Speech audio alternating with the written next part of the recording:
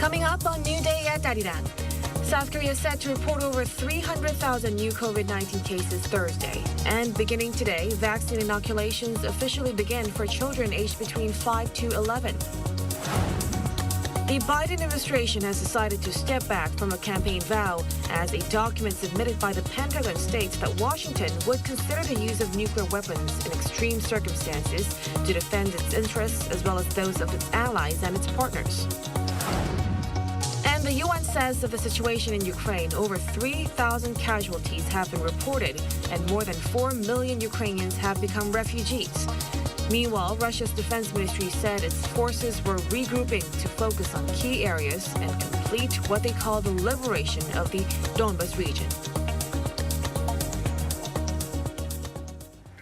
Hello and welcome to this Thursday edition of New Day at Arirang. I'm Mark Broom. Thank you ever so much for joining us. And I'm Kim Mo-gan. It's 8 a.m. in Seoul, Korea, March 31st. And over the next hour, we'll take a look at the big news stories of the day and get expert insights on issues facing Korea and the world.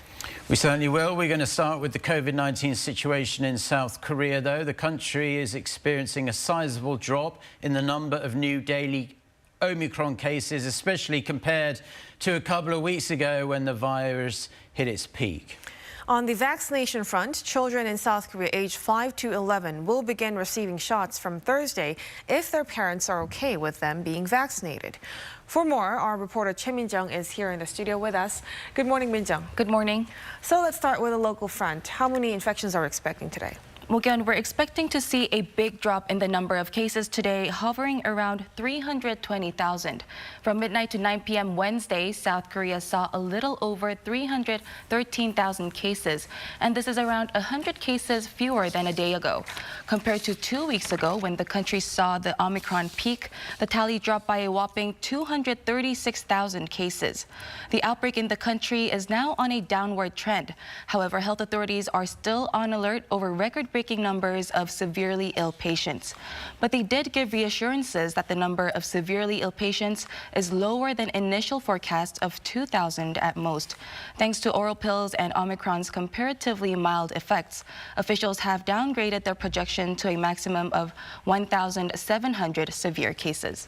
Now, while Korea has been seeing this massive surge in the run-up to and during the peak of Omicron cases, actually the number of new infections around the world is on the decline. Right, Mark. While the global COVID-19 tally has dropped last week, South Korea posted the most number of infections in the world for the fourth straight week.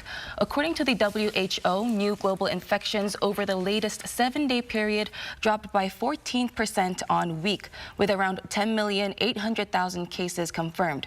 Meanwhile, South Korea logged more than 2.4 million cases over the same period, yet again the highest figure in the world.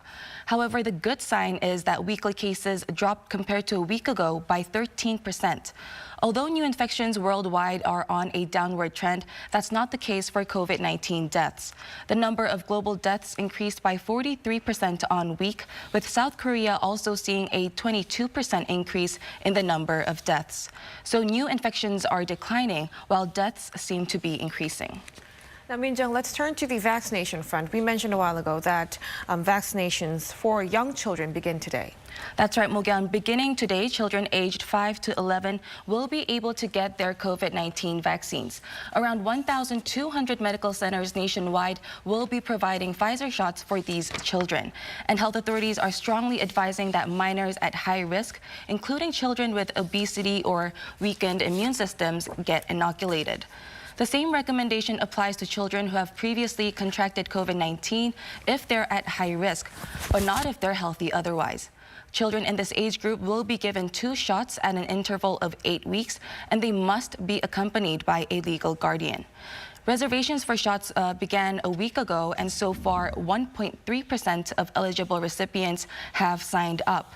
And authorities are saying that the participation for now is low because only high-risk children are currently the top priority. As of Wednesday, close to 1.5 million people in this age bracket contracted COVID-19, and there were 5 deaths. Now, over in the United States, the FDA has approved a second booster shot for older Americans. Perhaps as a result of this, South Korean health authorities are considering giving the green light to giving a fourth booster shot to some people in society here as well. Right, Mark. The U.S. recently authorized second boosters of the Pfizer and Moderna vaccines for people aged 50 and older. And authorities here in South Korea said that the latest decision made by the U.S. will provide important information regarding fourth shots here. Korea is currently administering second boosters to patients at nursing hospitals and seniors with weakened immune systems. But a health official said Wednesday that the country should consider administering fourth shots to seniors in general, noting that no country is offering fourth shots to those 50 and under. The decision is mainly due to increasing severe cases and deaths among the elderly, and on Wednesday they accounted for more than 94% of COVID deaths. All right, Min-jung, thank you for the wrap-up. We hope to talk to you again soon. Thank you. Thank you very much, as always, for that. Now, we are going to stay with news related to COVID-19. Even after being released from quarantine, many people in South Korea still suffer from post-COVID conditions like dry coughs, brain fog, and just general fatigue. Research shows such symptoms can last for weeks, if not longer. Min Soo-kyun has a story. Quite a few people who've suffered from COVID-19 still experience symptoms even after their release from isolation. Like this man who tested positive last week and is now out of quarantine. My quarantine is over, but I still have a tickle in my throat, and it's been like that since I got confirmed. I do cough, but it doesn't hurt. It's just that my throat is itchy. This condition, known as long COVID or post-COVID-19 syndrome, can last for weeks or months. In fact, research shows that most patients will fully recover within 12 weeks, but for some, it may last as long as a year. The most common symptoms appear to be cough, fatigue, chest pain, brain fog, dizziness, and a loss or distortion of smell or taste. Every day, there are about 10 or more people who come to the hospital with persistent coughs and phlegm. And this is because of inflammation, such as bronchitis and laryngitis, that remain after we're infected with COVID-19. Developing long-term symptoms, however, does not seem to be necessarily linked to how ill a patient was with COVID-19. British health authorities have said that people who had mild symptoms at first can have long-term problems as well. Similar findings have also been reported in the U.S. While children have been thought to be less vulnerable to the long-term effects of COVID-19, more are now being diagnosed with long COVID. Since anyone can fall victim to post-COVID conditions, here are some tips to ease the symptoms. We would have to avoid excessive exercise or activities that may interfere with recovery and avoid beverages like coffee and alcohol. Also, if the symptoms can be eased with medication or treatment, prescription medicine can help. More than 20% of South Korea's population has now been infected with the virus. The Korea Disease Control and Prevention Agency says it soon plans to carry out research on post-COVID conditions, as this could remain a concerning health issue even after the pandemic is over. Min Soo-kyun, Arirang News. The President-elects Transition Committee has asked South Korean authorities to lift various COVID-19 measures once there's a clear sign of a decline in cases. An Chol-soo, who heads the team, expects a further easing of restrictions in the coming weeks, which could include the complete abolition of operation hours restrictions. Lee Kyung-in reports. President-elect Yoon Suk-yeol has been clear that pandemic policy should be based on science, not public sentiment. And the chair of Yoon's Transition Committee, An Chol-soo, has announced two plans that have the support of the health authorities. First, establishing a platform that uses big data to analyze the number of people infected with COVID-19 and the side effects of the vaccines. And the other, conducting a mass antibody test on 10,000 people to gauge just how far the virus has spread, which will help account for unreported cases. The people can trust the government's virus prevention policies when related data are thoroughly analyzed and shared with them transparently. An also said the distancing rules should be guided by science, and while he supports the easing of restrictions, he thinks it happened too soon before the Omicron wave passed its peak. The committee has asked the health ministry to start easing the restrictions gradually when a clear sign of a downward trend is detected. We are waiting for their answer. And once this sign is detected, which should be soon, he says, a total lifting of restrictions could begin with those on business hours. I am told that the committee has asked about the possibility of completely abolishing the business hour restrictions, which have been found to have little effect on virus prevention. In addition to scientific virus prevention, one of the committee's other key tasks in its COVID-19 response is the economy, in particular reasonable compensation for businesses. And An said he is considering a mix of various options, including cash payouts, loans, and tax benefits. That is to reduce the potential rise in inflation that cash can cause and to maintain the government's financial soundness. And as the first step toward that, the committee says it will scientifically assess the scale of the damage and make sure nobody is left out. Lee Kyung-eun, Arirang News. Now it's time for On Point, where we speak to experts to delve deeper into the biggest news stories in the spotlight right now. Drastic measures have been taken by Chinese authorities to control the COVID-19 surge spreading through mainland China's biggest financial hub, namely Shanghai. The mega city has been divided in two, and on Monday came under the country's biggest lockdown since the early months of the pandemic. Now, Shanghai is locking down the city of 26 million people in two stages, with residents required to stay home and deliveries such as food and water left at checkpoints. Only offices and all businesses considered essential are allowed to open, and public transport has been suspended. Now, this is the first time Shanghai has been put on lockdown. Well, that's China, but the virus is still gripping most of the world, even after all these years. So for more, we connect to Ben Cowling, Chair Professor of Epidemiology at the University of Hong Kong. Professor Cowling, thank you for joining us. Good morning. So let's start with a lockdown in Shanghai. This is the first time we've seen such a move in a Tier A Chinese city. And, you know, Beijing's zero COVID policy has come in for criticism for its heavy-handed approach. So as an expert yourself, what is your thoughts on this? Well, unfortunately, the vaccine coverage in older adults in Shanghai and other parts of mainland China is still not that high. So I don't think there's any other choice but to get this current outbreak under control. We know if it's not stopped, it's 5,000 cases a day at the moment. It will be up 10,000, 20,000, and so on, up and up and up and up. So I can understand why stringent measures are being used to stop the outbreak now. In the future, of course, if the vaccine coverage gets to a higher level, hopefully this wouldn't be necessary. Right, the Chinese use the Sinovac vaccine, right? And a lot of international experts say that it really isn't that effective in preventing people catching COVID-19. Semi-controversial topic now, I suppose, but the powers that be have deemed it acceptable that we can start discussing this on national TV now. This lab leak theory as a possible explanation for this pandemic. I just wanted to get your thoughts on that. And presumably you've put COVID-19, all the various strains, under microscopes as part of your day-to-day work. Is there anything that strikes you as maybe a tad unnatural when you look at the virus that closely? No, the virus itself looks very much like it could have come from a jump from a wild animal into a human at some point, maybe in November or December of 2019. Unless we could really find the animal that was responsible and the index case patient 0, we may never really know how exactly it all happened. But the odds are that it did occur from a natural origin, not from a leak from a laboratory.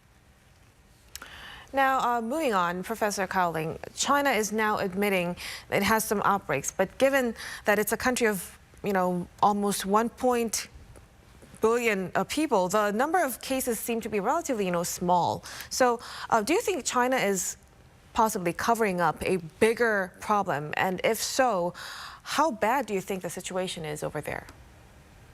I don't think so, because we could track the impact of COVID based on lockdowns. So firstly, we know when COVID gets into a city, the numbers go up and up and up and up and up until something very drastic is done to stop that, like in Shanghai right now. So even if we didn't know about case numbers in Shanghai, just merely the fact that there's a lockdown of the entire city tells us there's an outbreak there. We haven't really seen that happen in most of mainland China in the past 2 years. It has happened from time to time, and we've heard about cases in those cities. I'm sure in China, as with everywhere else in the world, there are more infections than confirmed cases, but I don't think there's any major discrepancy. I don't think there's any unknown large outbreaks.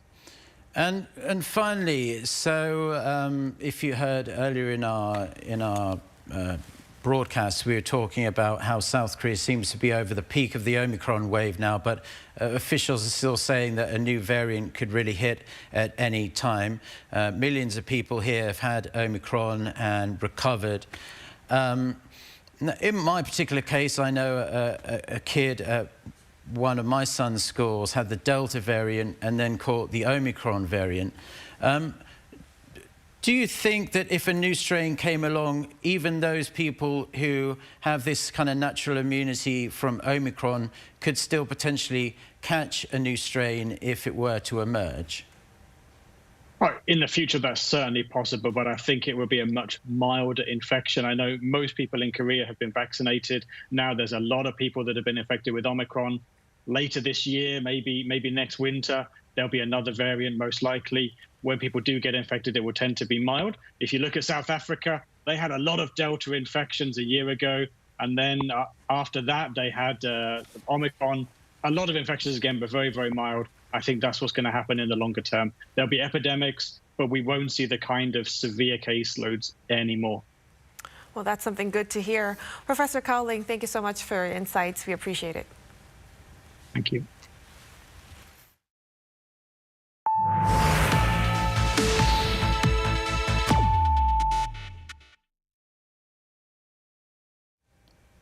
The Biden administration is stepping back from one of the president's campaign pledges, embracing a long-standing U.S. policy of using the threat of a potential nuclear response as a means of deterring conventional and other non-nuclear dangers, in addition to nuclear ones. Kim Hyo-sun with this report. U.S. President Joe Biden has walked away from what he said was his longtime preferred policy of, quote, no first use of nuclear weapons. According to the 2022 Nuclear Posture Review submitted to the U.S. Congress by the Pentagon, Washington would consider the use of nuclear weapons in extreme circumstances to defend the vital interests of the country, as well as its allies and partners. The report, however, did not elaborate on the conditions it describes as, quote, extreme circumstances. During the 2020 campaign, Biden endorsed the idea of a no first use policy, meaning the U.S. would launch a nuclear weapon only in response to a nuclear attack. This, however, was met with concerns from Europe and other U.S. allies. Biden's policy shift could have been impacted by the increased possibility of Russia's use of nuclear arms against Ukraine, signs of an imminent nuclear test by North Korea, and China's massive nuclear expansion. The three-paragraph summary also states the U.S. is committed to reducing the role of nuclear weapons. It also explains the U.S. will seek to reduce its nuclear arsenal, starting with a new missile introduced under the former Trump administration. The Pentagon adds a full classified version of the report would be made available in the near future. Kim Hyo-sun, Arirang News. New satellite imagery of North Korea's Sinpo South Shipyard shows unusual movement by the regime's experimental ballistic missile submarine that could indicate the possible test firing of a submarine-launched ballistic missile in the near future.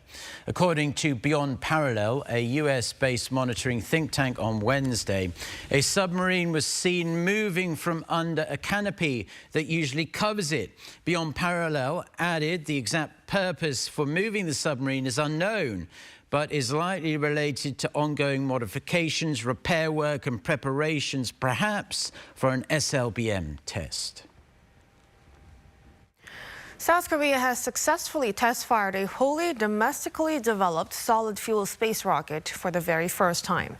The breakthrough is expected to help strengthen South Korea's defense power at a critical time when the North has violated its own moratorium on large-scale weapons tests by launching an ICBM.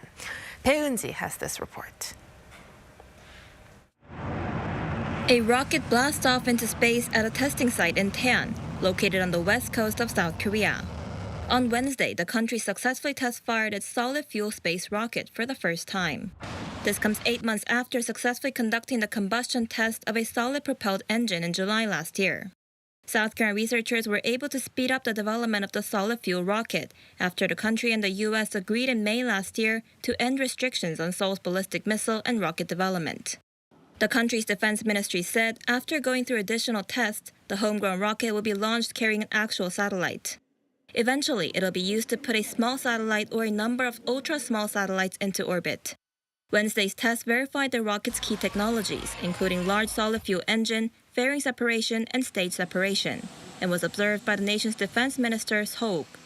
Also, the test comes less than a week after North Korea managed to conduct its ICBM launch last Thursday, scrapping its self-imposed moratorium. In reference to the North's recent move, the defense ministry said Seoul's successful test launch is an important milestone in gaining power.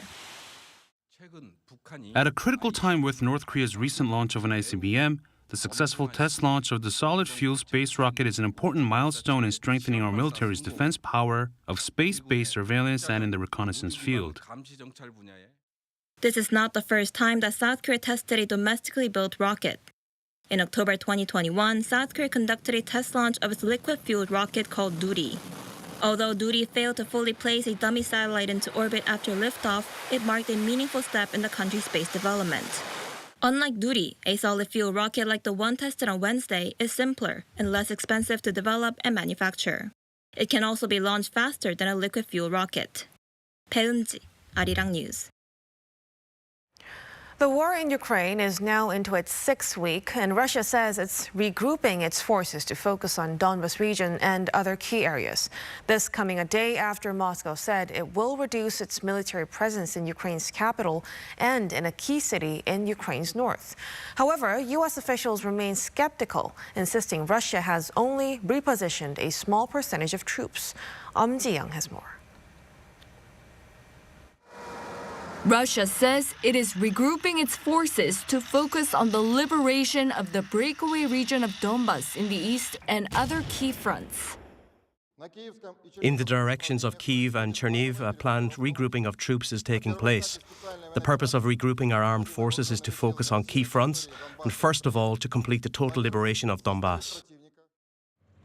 This comes a day after Russia promised to scale back its military presence, while on Wednesday Moscow's military continued shelling the capital Kyiv and the northern city of Chernihiv. The Pentagon said Russia has begun repositioning only a small percentage of troops away from the Kyiv area. We've seen them begin to reposition less than 20%, our assessment today.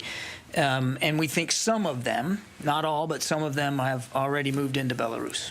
If the Russians are serious about de-escalating, because that's their claim here, then they should send them home. The United Nations says more than 4 million people have now fled from their homes in Ukraine since the war broke out in February. It also reported 3,090 civilian casualties in Ukraine, including more than 1,000 deaths as of Monday. Amid the Russian bombardment, U.S. President Joe Biden pledged to provide a further $500 million in aid for Ukraine. During a phone call on Wednesday, Biden said that the U.S. with allies and partners are identifying additional capabilities to help the Ukrainian military defend its country. Meanwhile, Germany said Russian President Vladimir Putin has backed off his demand for payment for gas in rubles, saying that European buyers can keep paying for gas in euros. Ji-young, Arirang News.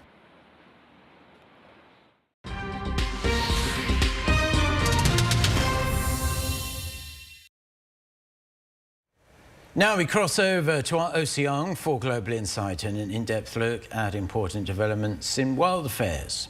Thank you, Mark. It's time for Global Insight, where we speak to experts from around the world on issues making headlines. Securing and expanding South Korea's trade ties will be one of the incoming Yoon Suk-yeol government's biggest tasks when it takes office on May 10th. And with the COVID-19 pandemic and geopolitical uncertainties throwing the global economy and trade into disarray, Seoul will seek stronger and more resilient partnerships. Today, we discuss its prospects with Yang Jun-seok, Professor of Economics at the Catholic University of Korea. We also have Park Yeon-do, Professor of the Seogang Euro MENA Institute at the Seogang University in Seoul.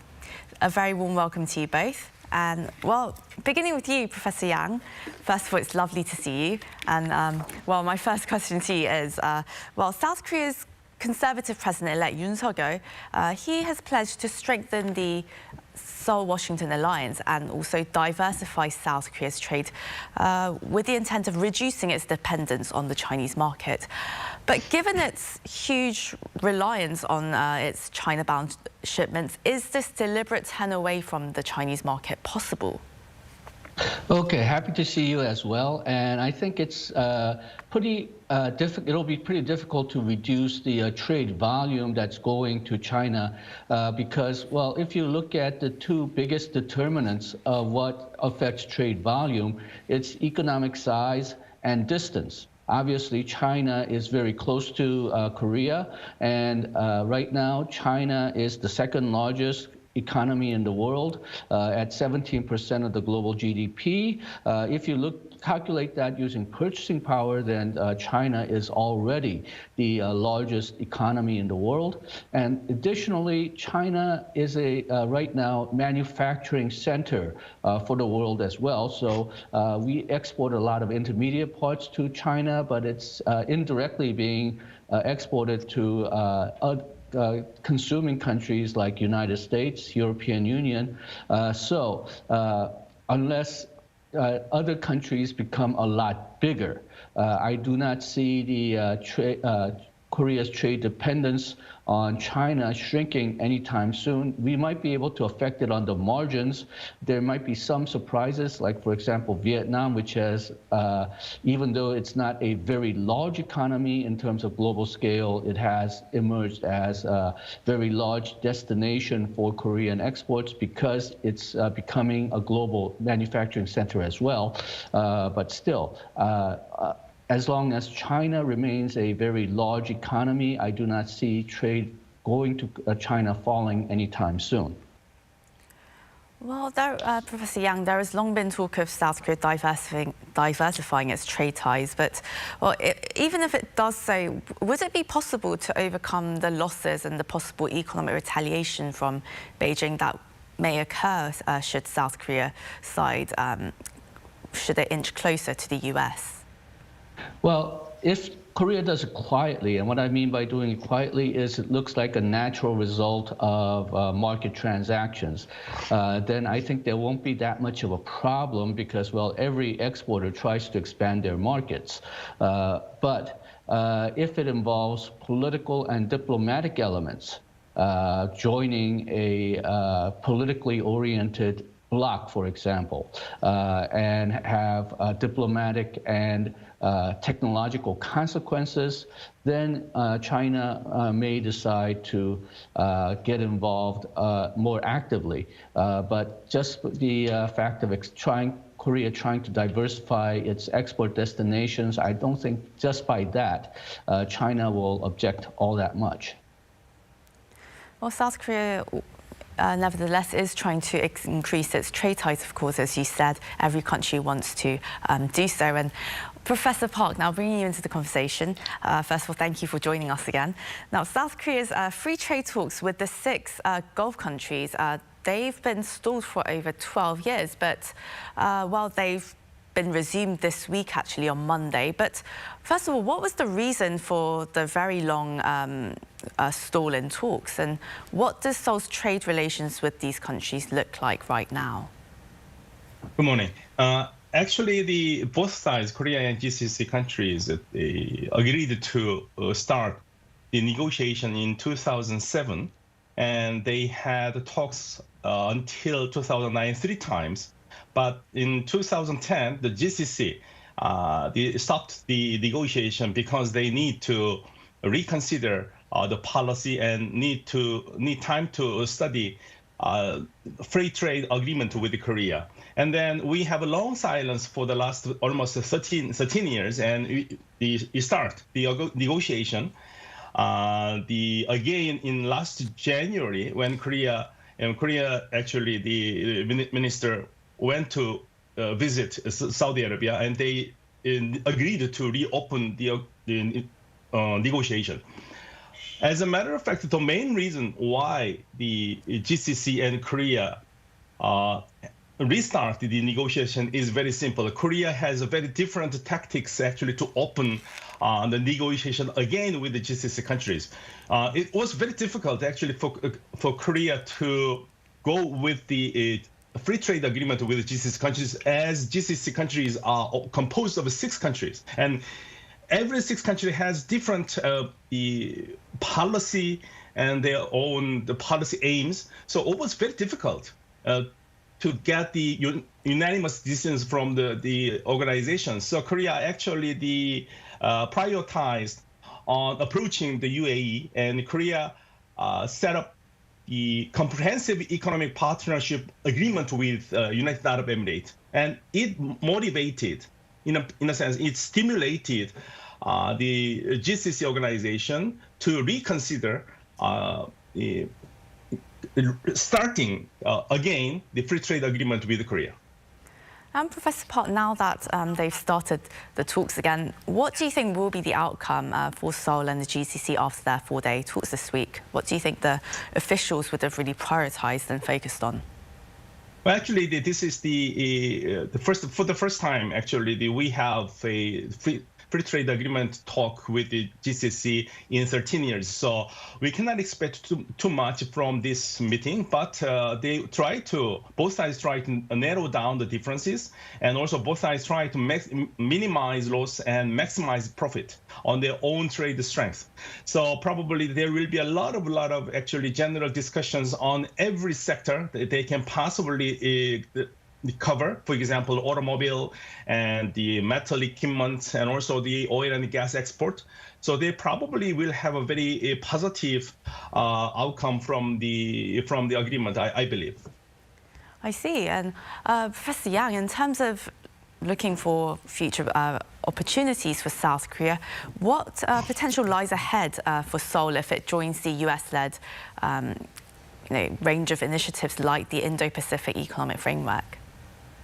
Okay, one thing that we discovered during the coronavirus epidemic is that supply chains will have to be guaranteed, and that has increased interest in what's called a secure supply chain. That involves making sure that the supply chain is not cut off, so steady supply, steady, especially in intermediate parts like semiconductors, but also some measures to try to limit technology going into wrong destinations. So there are more interest not only in supply chain security, but also technology security. And if we join the US-led efforts on that, I think we will be acknowledged as a safe supply chain partner, and that will be good for Korean exporters. But we will probably have to obey some provisions on technology security as well, that make sure that technology, especially latest technologies, do not go into countries that United States and Western countries believe can work against global interests. And that might cause some problems on the parts of countries like China and Russia. But I think in terms of the Korea's exporters' interests, Korea should seriously consider joining the IPEC. And Professor Park, in what areas does South Korea and the GCC share common economic interests and potential for growth? Well, the free trade agreement has a very positive effect on the total bilateral exports for both Korea and the GCC countries. For example, it motivates the production of Korea's main exporting sectors to the GCC countries like automobile, transportation equipment and construction products and metal products. And at the same time, it also motivates the GCC countries' main exporting sectors to Korea, like oil, gas, and petroleum products, because Korea actually imports a lot, or more than 60% of the oil and gas products from the GCC countries. So both sides will benefit from the free trade agreement, and the free trade agreement will be a very positive effect on both sides. And at the same time, probably it would be much better if we go beyond actually the free trade agreement, like we have a comprehensive economic partnership agreement with the United Arab Emirates, and if we actually both sides pursue to have a comprehensive economic partnership agreement with each other, that will be much better and a very strong positive effects on both sides. Oh, so you see them deepening their cooperation beyond trade ties then, Professor Park? Mm-hmm. Yes, actually, right now the Middle East is changing. And as the world watches, the Middle East is entirely changing. United States recalibrate its policies on the Middle East, and the United States deprioritize America's focus on the Middle East. So this is in a sense, the opportunities widely opens, but at the same time, we have also the problems with the Middle East. And Middle East countries right now, they try to find the stable economic partners, and especially Korea is a very important partner for the Middle East, as Korea has two great things, like Korea developed economy and at the same time democracy. And Korea will become a great model for the GCC countries. And GCC countries actually try to learn a lot from the Korea. And we like to expand our economic ties with the Middle Eastern countries before any other competing country like China will get a strong foothold in the region. Well, it's taking more than 13 years, but it looks like there are very exciting prospects to look forward to that. And well, Professor Yang, what do you hope to see from the Yoon administration? What do you hope to see the new president-elect really prioritise over the next 5 years to boost and secure South Korea's trade relations and business interests around the world? Well, one problem is that President-elect is not an economics person. He's not an international relations person. He's a law person. So I hope he can get up to speed very quickly. I hope he has some very good advisors. I know that he does have very good advisors among his pool, so I hope he takes their advice. And then I hope that perhaps because he is from a conservative party, he is of a conservative bent, and he follows the political advice from the Conservative Party. Perhaps he'll be very close to the United States and try to separate himself perhaps too much from China. But as I mentioned before, that is probably not possible in the short term. So we hope that he will take the case in terms of pragmatism rather than idealism.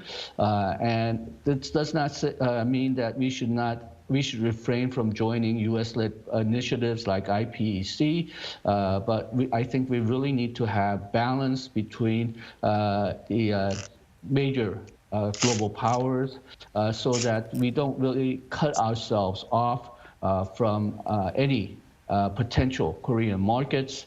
And it should be in the interest of Korean exporters and try not to get too much idealism so that the businesses can pragmatically export to many different regions rather than concentrating on one block or the other. And before we go, Professor Yang, and another question to you. So South Korea's trade minister said this week that South Korea will deepen its trade relations based on the bilateral FTA it has with the US. In what ways could they do this? Well, right now, the bilateral Chorus FTA has done a lot to increase trade between the United States and Korea. If you remember, before the Chorus FTA passed 10 years ago, some of the American products like American beef, people really distrusted some of the imports from the United States. That is no longer the case. Koreans are buying not only a lot of U.S. beef, but they're also buying stuff directly from the United States using the internet. And Americans, they've been open to a lot of things from Korean culture, K-pop, movies, and so on.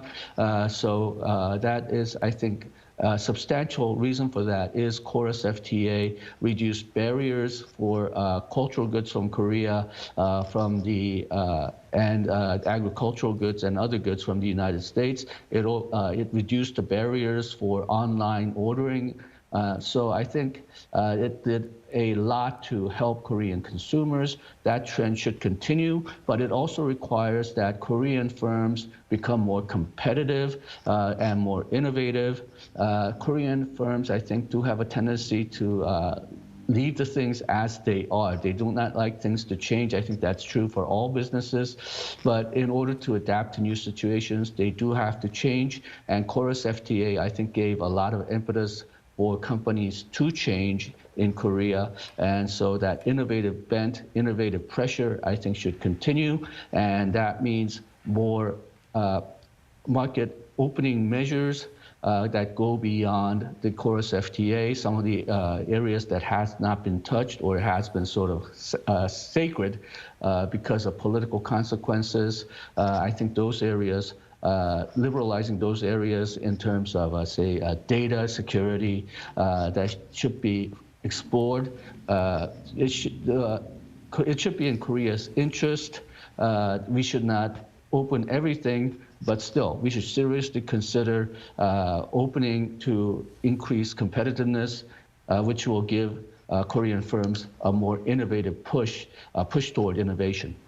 I see, and certainly, as you said, as globalized as South Korea's consumers and businesses are, the Yoon government will have its work cut out trying to take it to the next level, especially amid all these global uncertainties. But well, this is where we'll end our interview today. That was Yang Jun-seok, Professor of Economics at the Catholic University of Korea, and Park Yeon-do, Professor at the Seogang Euro-MENA Institute at Seogang University. Thank you both so much for your time today. Thank you. Thank you.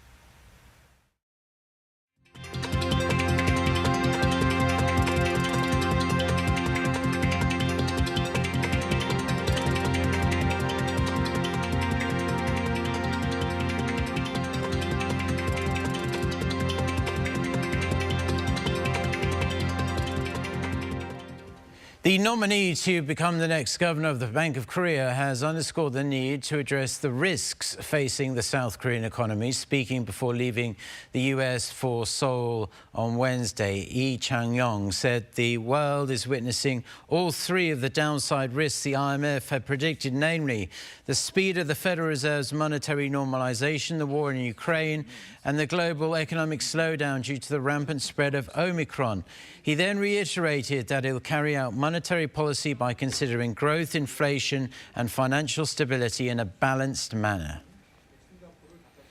Business sentiment among South Korean companies fell for the third month in a row in March. The Bank of Korea says its business sentiment index for all industries was 83 points. That's down 2 points from February, a reading below 100, indicating there are more pessimists than optimists. The central bank attributed the drop to soaring oil and raw material prices due to the war in Ukraine and the surge in Omicron cases. Among manufacturing companies, the index dropped 7 points to 84. That's the lowest it's been in a year. That was led by a shortage of semiconductors in the automobile industry and production fallout in machineries industries due to rising raw material prices. For non-manufacturing firms, the index remained unmoved at 81. There's a special green project being carried out near the South Korean city of Chungju. The project seeks to turn biomethane gas from food waste into hydrogen fuel that can be used to charge vehicles. Our Lee Si-hoo went to check it out and files us this report. On Wednesday, the city of Chungju in Chungcheongbuk-do province celebrated the completion of South Korea's first green hydrogen refueling station that uses biogas. Chungcheongbuk-do province and the city of Chungju, as well as the Institute for Advanced Engineering, took part in the project that took around 3 years to complete. The station produces hydrogen using biogas emitted from food waste collected at Chungju City's Food Bioenergy Center. The food waste goes through filters and a fermentation process before turning into biomethane gas. It is then mixed with water and hydrogen is extracted from the mixture. The hydrogen is then purified so it can be used as fuel for hydrogen cars.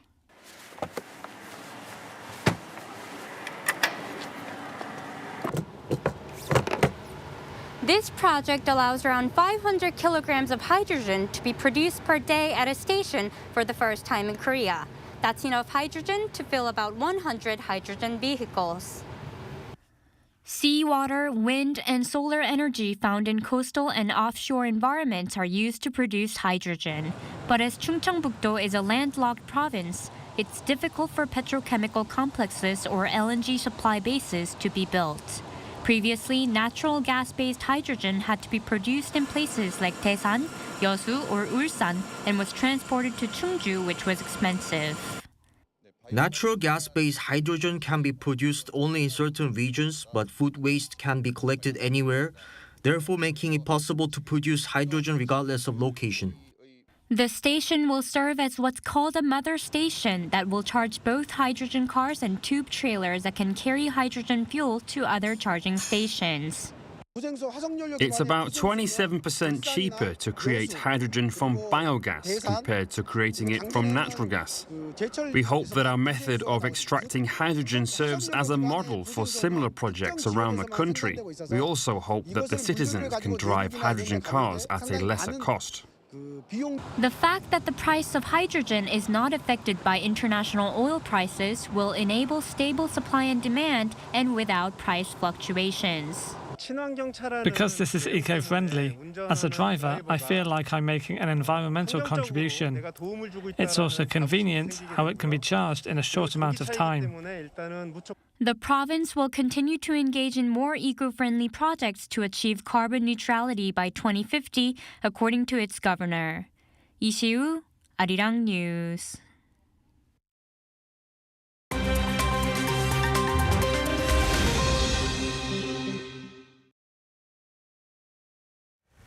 And now for a look at news from around the world, we turn to Lee Seung-jae standing by at Arirang Newsroom. Good morning, Seung-jae. Good morning to you guys. Yeah, good morning. So we're going to start in Qatar. The country will host the World Cup later this year. We're all looking forward to that. South Korea is qualified, of course. But fans there have already had the chance to get a taste of the World Cup atmosphere. That's right. So fans did get a taste of what's to come later this winter at the 2022 Qatar World Cup as fans from different nations gathered in Doha Wednesday at a flag-raising ceremony for the qualified teams. That included were the flags of countries like Portugal, Ecuador, Morocco, Tunisia, and Ghana, who are all late qualifiers for the competition.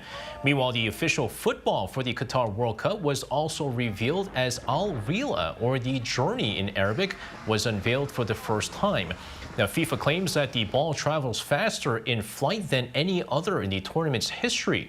The ball will embark on a journey to 10 cities across the world, including stops in Dubai, Mexico City, and New York.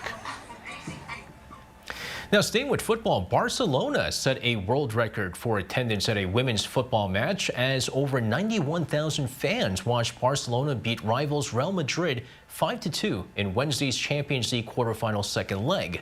A total of 91,553 fans packed the Camp Nou, breaking the previous record from 1999 when over 90,000 fans watched the World Cup final between the United States and China at the Rose Bowl in Pasadena.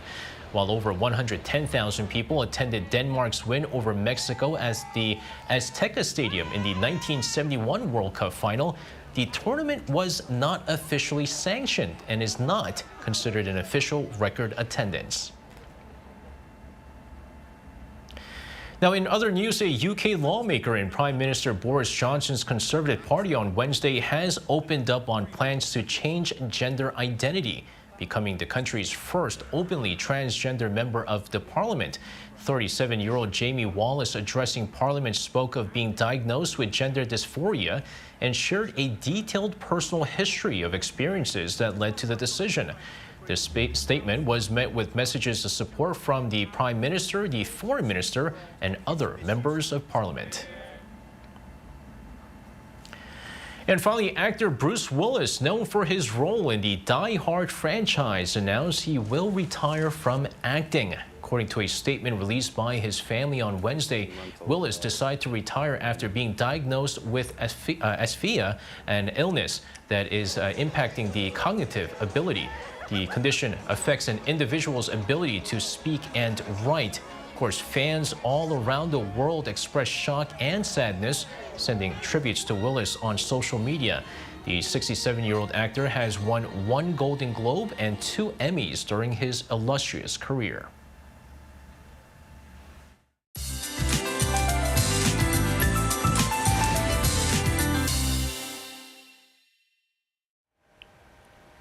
Good morning. Most of the rain has let up, though east of Gangwon-do and Chungcheong-do provinces will see more rain through the morning. Meanwhile, the west coast, southeast coast, and Jeju Island will have strong winds all day today. Lots of clouds have kept temperatures on the warmer side overnight, and morning temperatures are about 3 degrees higher than yesterday, but highs will be a couple of notches lower, hovering right around the season norms. Morning temperatures are 3 to 8 degrees higher than the same time yesterday. Daejeon and Gwangju are kicking off the day at about 10 degrees Celsius. Thick fog is covering regions near the coast, so please drive with extra care this morning. Highs will be 2 to 9 degrees lower this afternoon, so Daegu will only go up to 14 degrees, which is about 9 degrees lower than yesterday. Air quality will be normal across Korea. April starts on a cooler than average note, but skies will turn bright again. With that, here's a look at the weather conditions around the globe.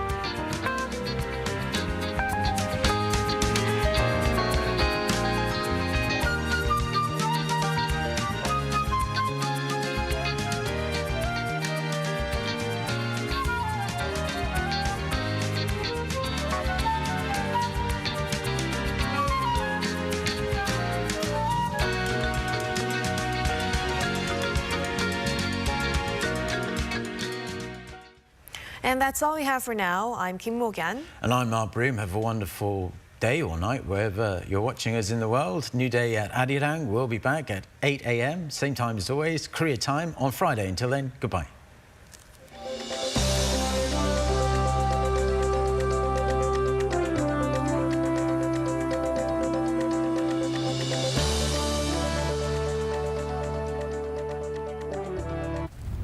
Everyone knows I'm passionate.